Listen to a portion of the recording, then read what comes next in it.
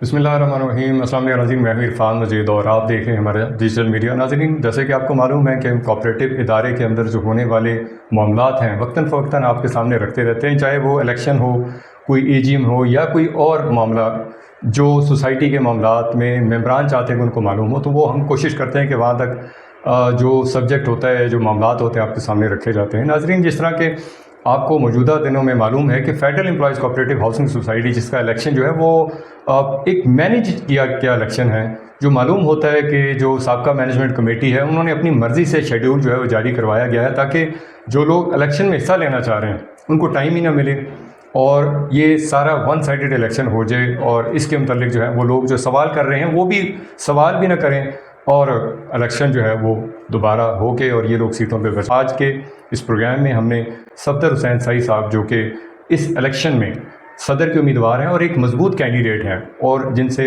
लोगों की तवक्कुआत हैं कि सफदर हुसैन सईद साहब जो हैं वो इलेक्शन में जीत कर लोगों के वो मसाइल हल करेंगे जो पिछले 30 साल से आज तक कोई मैनेजमेंट कमेटी जो है वो हल नहीं कर सकी। तो सबसे पहले तो मैं सफदर हुसैन सईद साहब का शुक्रिया अदा करूँगा कि सर आपने हमें टाइम दिया और इस रमज़ान के टाइम में, क्योंकि ये एक बड़ा शेड्यूल जो होता है वो हर किसी का टाइट होता है, तो सर सबसे पहले मैं आपको वेलकम करूँगा अपने चैनल में।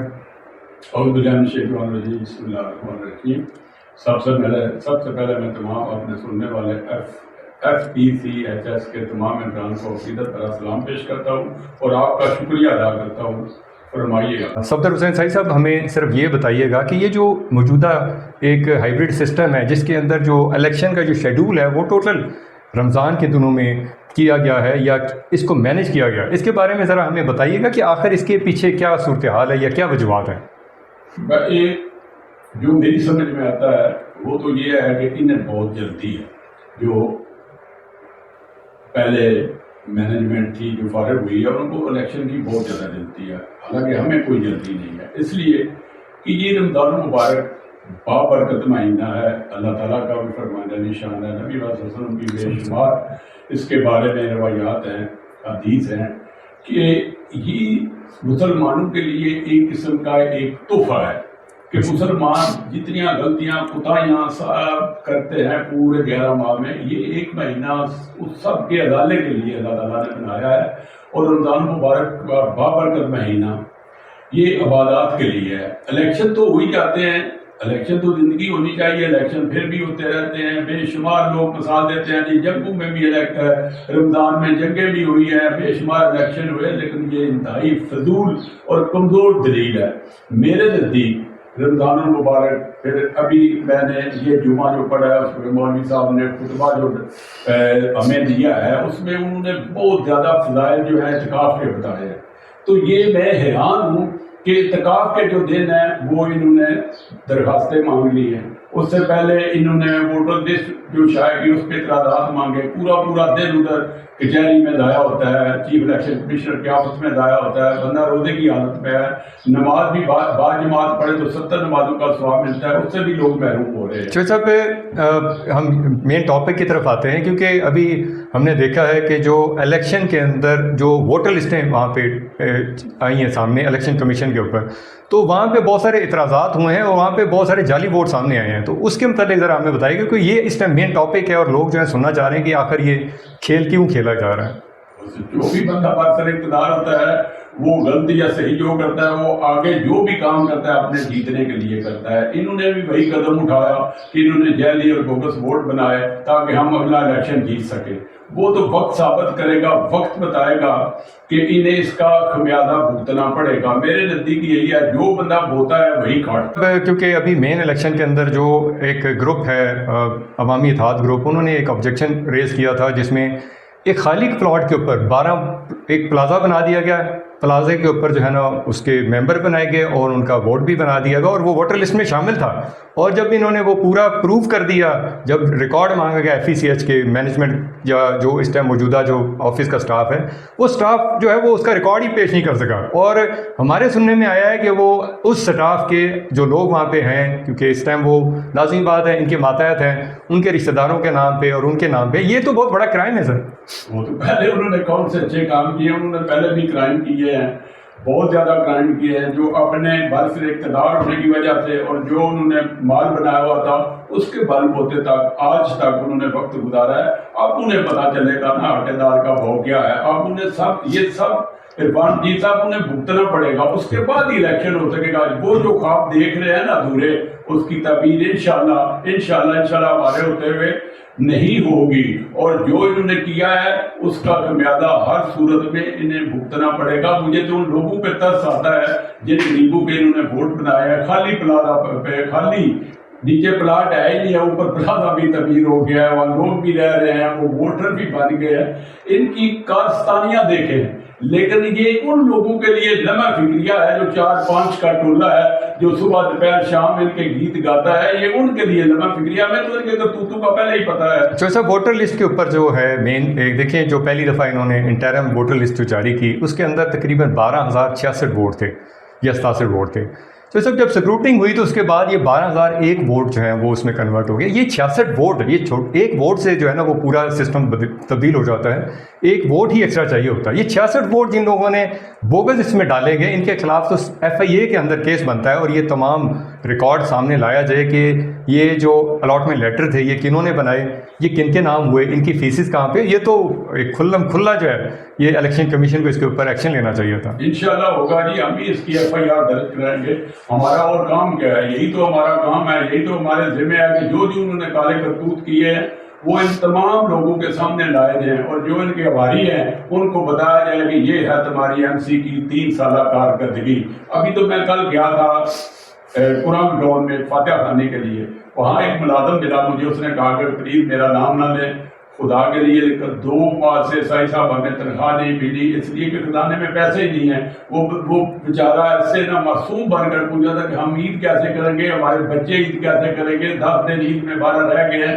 ہم نے تو بچوں کے لیے کپڑے بھی نہیں لیے اس لیے کہ موجودہ جو MC فارغ ہوئی ہے اس کے لیے سیاہ کارنامے ہیں.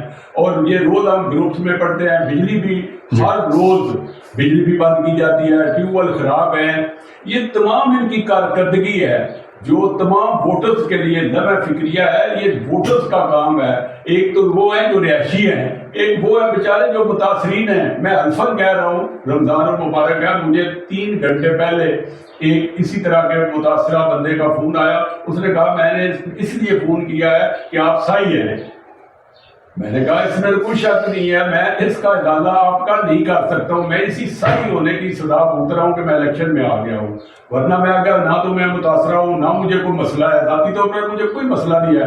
میں آپ لوگوں کے مسائل کی وجہ سے لیا. یقین کریں عرفان جی صاحب میرے ایسے دوست ہیں جو 21-2 گریڈ میں آفیسر ہیں جنہوں نے میرے سے رابطہ کیا جی آپ سائی ہیں، آپ کا گردید ہے. تو میں انہیں بھی مایوس کن جواب دیا.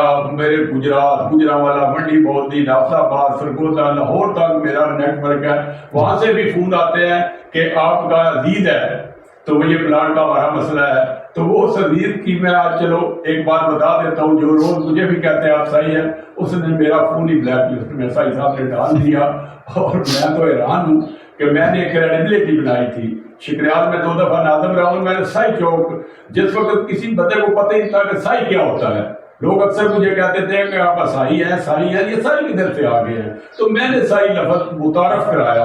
اور آج مجھے دکھ اور افسوس سے کہنا پڑتا ہے کہ جو میں نے 25-26 سال محنت سے ایک اپنا مقام بنایا سائیوں کا، یہ اس بندے نے ہماری کاسٹ کی اتنی بدنامی کر دی ہے جس کا ہم شاید ادا نہ کر سکے، جو سب نے ممکن نظر دیا. ہاں چوہدری صاحب ساتھ ابھی ہم اسی پہ جو ہے ہمارا مین جو فوکس ہے وہی الیکشن کمیشن اور اس کے اندر جو اعتراضات تھے. چوہدری صاحب ایک حیران کن بات سامنے آئی وہاں پہ اور وکلاء نے وہ بات جو ہے ڈسکس کی تو بہت ساری چیزیں اور بھی سامنے آئیں. جیسے وکلاء نے کہا کہ بھی یہ جو آپ کے پرانی ووٹر لسٹ 2022 والی اور جو 2026 والی ووٹر لسٹ ہے اس کے اندر کوئی 2600 ووٹ کا جو فرق پڑا ہے یہ کیسے ہے؟ حالانکہ آپ دیکھیں کہ محسن اختر کیانی صاحب کی ایک ججمنٹ تھی، وہ کلیئر ان میں ایک جو ڈیسیژن دے دیا تھا کہ آپ کوئی بھی الاٹمنٹ ٹرانسفر کچھ بھی نہیں کر سکیں گے.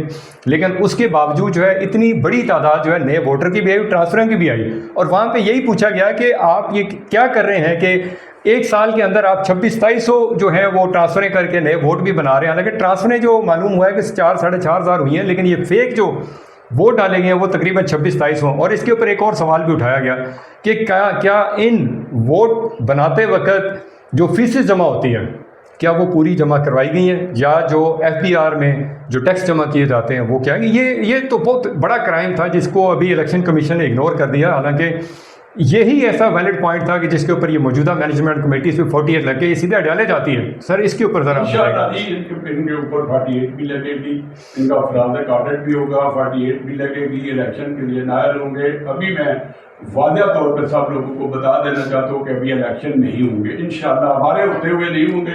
اگر ہم نہ رہے تو میں کچھ بھی نہیں کہہ سکتا، اللہ کے فضل و کرم سے، اللہ کے فضل و کرم سے، اللہ کے فضل انشاءاللہ۔ پہلے بھی کچھ لوگوں نے میرے اوپر دوستوں نے اعتراض بھی کیا، میں نے کہا تھا کہ گڈ نیوز دوں گا، ایک گڈ نیوز میں دی ہے، ایک میں نیکسٹ ویک کا وعدہ کر رکھا ہے وہ میں انشاءاللہ ضرور دوں گا۔ دوست بے شک میرے اوپر اعتراض کرے اور FIR میں مزید بھی میں خود ان کے خلاف بنوں گا انشاءاللہ تعالیٰ، ان کو کیفر کردار تک پہنچائیں گے، یہی میرا مقصد ہے۔ کوئی الیکشن لڑنا جیتنا میرے نزدیک کوئی اہمیت نہیں رکھتا، نہ ہی میں پیسہ کمایا ہے، اس لیے کہ 26 سال پورا شکریال نہیں، پورا علاقہ میرا گواہ ہے کہ میں ایماندار آدمی ہوں، میرے اثاثوں میں کمی واقعہ ہوئی ہے، یہ سب سے بڑا ثبوت ہوتا ہے۔ تو یہ جو موجودہ MC ہے اس کے اثاثوں میں جو اضافہ ہوا ہے مجھے کہنے کی ضرورت نہیں ہے، میں ذاتی طور پہ بھی اچھا نہیں لگتا مجھے کسی پہ الزام لگانا، لیکن ان کے اثاثے خود بتا رہے ہیں کہ انہوں نے جو کیا ہے، لوگوں نے ووٹ اس لیے دیا تھا،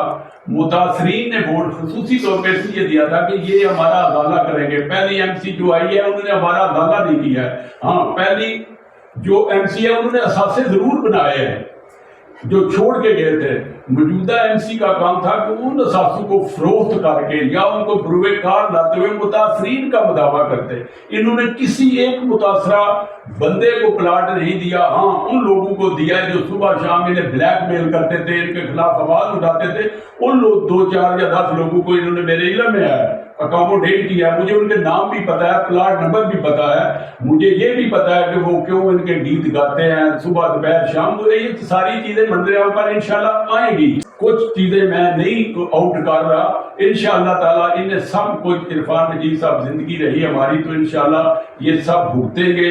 اچھا صاحب بہت شکریہ کہ اس چیز پہ ایک چیز تو واضح ہو گئی ہے اور ہم یہ سمجھ بیٹھے ہیں یا سمجھ چکے ہیں کہ الیکشن تبھی ہوگا جب فرینسک آڈٹ ہوگا، اور فرینسک آڈٹ جب ہوگا تو بہت سارے لوگ جو ہیں وہ ان کے چہرے ننگے ہوں گے، اور یہ معلوم ہے سب کو کہ یہ چہرے کتنے گندے ہیں، اور اس گندگی کا انجام تبھی ممکن ہے کہ جب آپ جیسے لوگ جو ہے سامنے آئیں گے اور الیکشن میں اس طرح کے لوگوں کو جو ہے وہ ان کے چہرے لوگوں کے سامنے رکھیں گے۔ اسی کے ساتھ اپنے ہوسٹ عرفان مجید کو اجازت دیں، اللہ تعالیٰ ہم سب پہ کرم کرے، ہمیں بھی دعا میں یاد رکھے گا۔ السلام علیکم ورحمۃ اللہ۔